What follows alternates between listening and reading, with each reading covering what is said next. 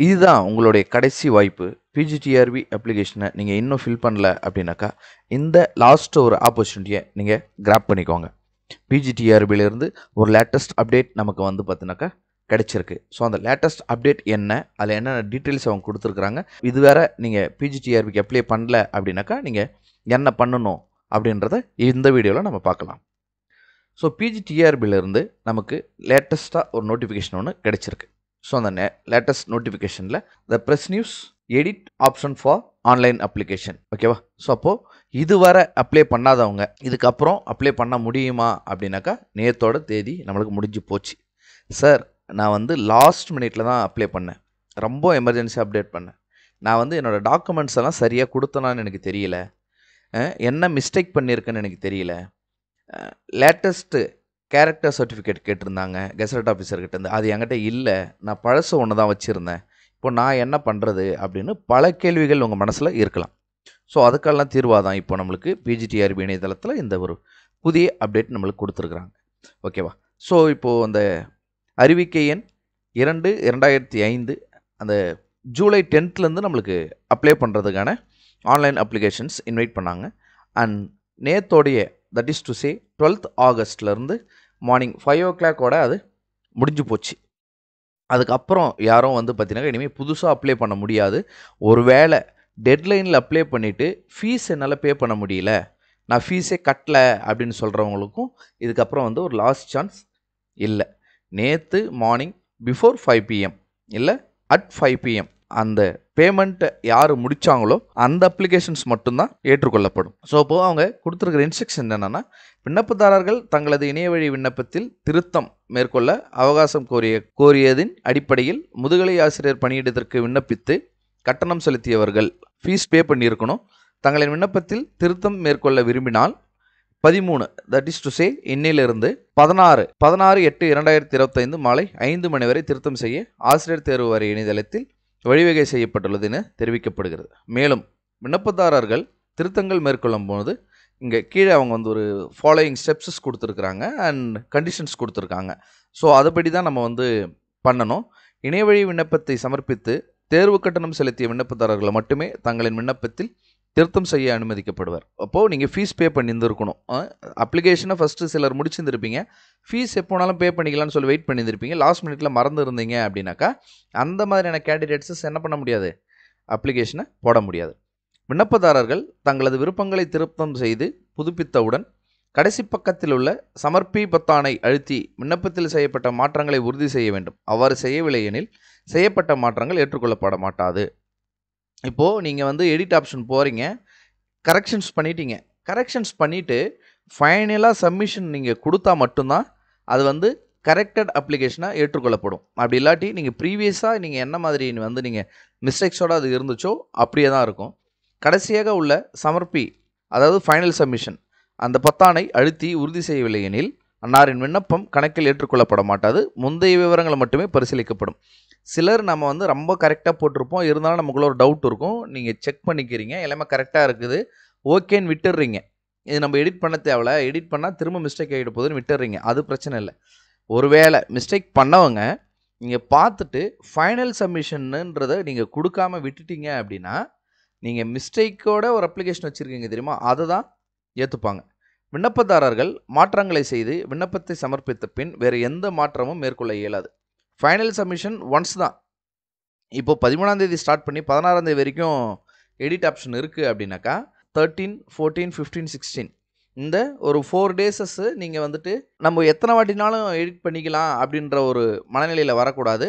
ஒரு அப்ளிகேஷனை நீங்கள் ஒரு டைம் எடிட் பண்ணி ஃபைனல் சப்மிஷன் எடிட் ஆப்ஷனில் போயிட்டு கொடுத்துட்டீங்க அப்படின்னாக்கா அந்தக்கு திரும்ப இன்னொரு வாட்டி நீங்கள் வந்து எடிட் பண்ண முடியாது. That is your final chance. திருத்தம் மேற்கொள்ளும் விண்ணப்பதாரர்கள் திருத்தம் மேற்கொள்ளும் குறிப்பிட்ட இடத்தில் உரிய திருத்தம் மேற்கொண்ட பின்பு தொடர்ச்சியாக அடுத்த பகுதிகளை சரிபார்க்க வேண்டும். எனில் சில பகுதிகளில் திருத்தம் செய்யும்போது மற்ற பகுதிகளிலும் மாற்றம் செய்ய வேண்டி அவசியம் ஏற்படும். ஒருவேளை நீங்கள் ஏதோ ஒரு ஃபீல்டில் வந்து நீங்கள் சேஞ்ச் பண்ணுறீங்க, இப்போ for example month and year of பாஸிங்கை நீங்கள் சேஞ்ச் பண்ணுறீங்க, இல்லை ஒரு அகாடமிக் இயரை வந்து நீங்கள் சேஞ்ச் பண்ணுறீங்க அப்படின்னாக்கா வேறு டீட்டெயில்ஸஸ், அதாவது மற்ற டிகிரி கூட போய்ட்டு ஓவர்லேப் ஆகுதா, யூஜி கூட ஓவர்லேப் ஆகுதா, அந்த மாதிரி நீங்கள் ஓவர்லேப் பிரச்சனையை நீங்கள் பார்த்துக்கணும். அப்படி ஓவர்லேப் ஆச்சு அப்படின்னாக்கா இதில் வந்து சைமல்டேனியஸ் இஷ்யூன்றது நமக்கு ஒன்று வரும். அதுக்கான வீடியோ நம்ம ஏற்கனவே வந்து அப்லோட் பண்ணியிருக்கோம். மேலே ஐகார்டில் அதுக்கான லிங்க் கொடுக்குறோம், போயிட்டு பாருங்கள். அண்ட் திருத்தம் செய்த பின்னர் பிரிண்ட் ப்ரிவ்யூ பேஜ் சென்று அனைத்தும் சரியாக உள்ள பட்சத்தில் டிக்ளரேஷனில் ஒப்புதல் அளித்த பின்னரே தங்களில் விண்ணப்பம் ஏற்றுக்கொள்ளப்படும்.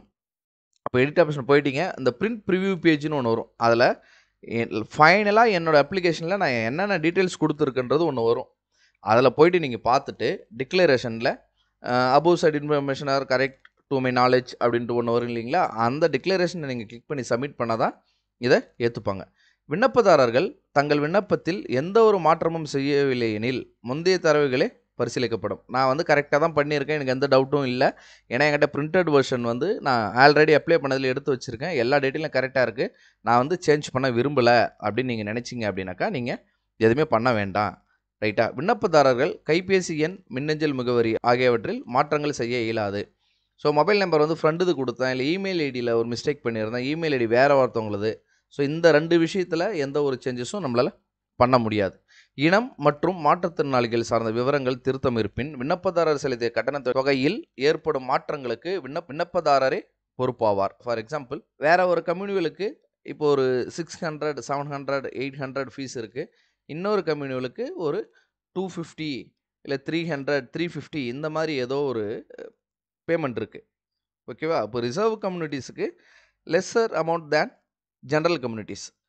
இப்போ நான் வந்து அங்கே சூஸ் பண்ணும்போது நான் ஜென்ரல் கம்யூனிட்டியை சூஸ் பண்ணிவிட்டேன், ஆனால் நான் ரிசர்வ் கம்யூனிட்டி. ரைட்? இப்போ வந்துட்டு நான் வந்து என்னோடய கம்யூனிட்டியில் போய் ரிசர்வ் கம்யூனிட்டியை மாற்றுறேன். அப்போது அந்த ஒரு அவுட்ஸ்டாண்டிங் அமௌண்ட் பேலன்ஸ் இருக்கும்ல, ரிசர்வ் கம்யூனிட்டிக்கும் ஜென்ரல் கம்யூனிட்டிக்கான ஃபீஸில் வந்து சில டிஃப்ரென்சஸ் இருக்கும். அந்த டிஃப்ரென்ஸ் அமௌண்ட் எனக்கு ரீஃபண்ட் ஆகுமா அப்படின்னாக்கா அது ஆகாது. Once paid amount is paid. நீங்கள் இந்த சேஞ்சஸ் மட்டும் பண்ணிக்கலாமே தவிர்த்துட்டு நீங்கள் அமௌண்ட்டில் ரீஃபண்டடாக நீங்கள் எனக்கு ஏதாவது கிடைக்குமா அப்படின்னா கண்டிப்பாக கிடைக்காது. விண்ணப்பத்தில் கட்டணத் தொகையில் திருத்தம் செய்ய வேண்டியிருப்பின் கூடுதலாக கட்டணம் செலுத்த வேண்டிய விண்ணப்பதாரர் தேர்வுக்கான முழு கட்டணத் தொகையை மீண்டும் செலுத்த வேண்டும். இப்போது ஃபார் எக்ஸாம்பிள், நீங்கள் வந்து ரிசர்வ் கம்யூனிட்டியாக நீங்கள் அப்ளை பண்ணிட்டீங்க, ஆனால் நீங்கள் ஜென்ரல் கம்யூனிட்டியில் வரீங்க அப்படின்னாக்கா நீங்கள் என்ன பண்ணணும்? அப்போது you have to pay the remaining amount. ஆனால் ரிவர்ஸ் இஸ் இம்பாசிபிள். நான் அதிகமாக பே பண்ணிட்டேன், ஆனால் எனக்கு கம்மியான அமௌண்ட்டு தான், அதை ரீஃபண்டு வேணும்னா அது கிடைக்காது. நான் வந்து ஜென்ரல் கம்யூனிவல், ஆனால் நான் ரிசர்வ் கம்யூனிவலாக அங்கே என்ன தப்பாக போட்டுட்டேன், அதனால் நான் ஃபீஸ் கம்மியாக தான் கட்டியிருந்தேன். இப்போ நான் சேஞ்ச் பண்ணுறேன் அப்படின்னா அவுட்ஸ்டாண்டிங் அமௌண்ட்டை நீங்கள் வந்து கட்டி தான் ஆகணும். சரிங்களா? விண்ணப்பத்தில் கட்டணத் தொகையில் திருத்தம் செய்யும்போது குறைவான கட்டணம் செலுத்த வேண்டியிருப்பின் விண்ணப்பதாரர் ஏற்கனவே செலுத்திய கட்டணத்தின் மீதி தொகை திரும்ப வழங்கப்பட மாட்டாது. ஸோ இந்த 11th பாயிண்ட்டை நம்ம ஆல்ரெடி டிஸ்கஸ் பண்ணது தான். மேலும் இனிவரும் காலங்களில் திருத்தம் தொடர்பான எவ்வித கோரிக்கைகளும் பரிசீலனை செய்யப்பட மாட்டாது என தெரிவிக்கப்படுது. இதுதான் லாஸ்ட் சான்ஸு. நீங்கள் அந்த கிரீவன்சஸ் செல்லுக்கு நீங்கள் அகைன் அண்ட் அகைன் இந்த மாதிரி எடிட் ஆப்ஷன் ஒன்று கொடுங்கன்னு சொல்லிட்டு நம்ம கண்டினியூஸாக மெயில்ஸஸ் போனதுனால தான் இதை கொடுத்துருக்கோம். ஸோ இதுக்கப்புறமும் நீங்கள் வந்து பார்த்தீங்கன்னாக்கா அந்த மாதிரி எந்த ஒரு மெயில்ஸஸ் வந்தாலும் நாங்கள் பரிசீலனை பண்ண மாட்டோம் அப்படின்னு சொல்லிட்டு இவங்க போயிருக்காங்க. ஸோ இப்போ இதில் நீங்கள் யாராச்சும் அப்ளிகேஷனில் நான் மிஸ்டேக் பண்ணியிருக்கேன், நாங்கள் இந்த மாதிரி மாற்றணும், எனக்கு டவுட் இருக்குது, அந்த மாதிரி ஏதாவது இருந்துச்சு அப்படின்னாக்கா நீங்கள் கீழே கமெண்ட் செக்ஷனில் நீங்கள் கமெண்ட்ஸ் பண்ணுங்கள். ஓகேவா? அதுக்கான டவுட்ஸ் என்ன அப்படின்றத நம்ம சைட்லேருந்து என்ன கிளாரிஃபை பண்ண முடியும் அதை நம்ம கண்டிப்பாக நிச்சயமாக நம்மளுக்கு ஒன்று பண்ணுவோம். தேங்க்ஸ் ஃபார் வாட்சிங்.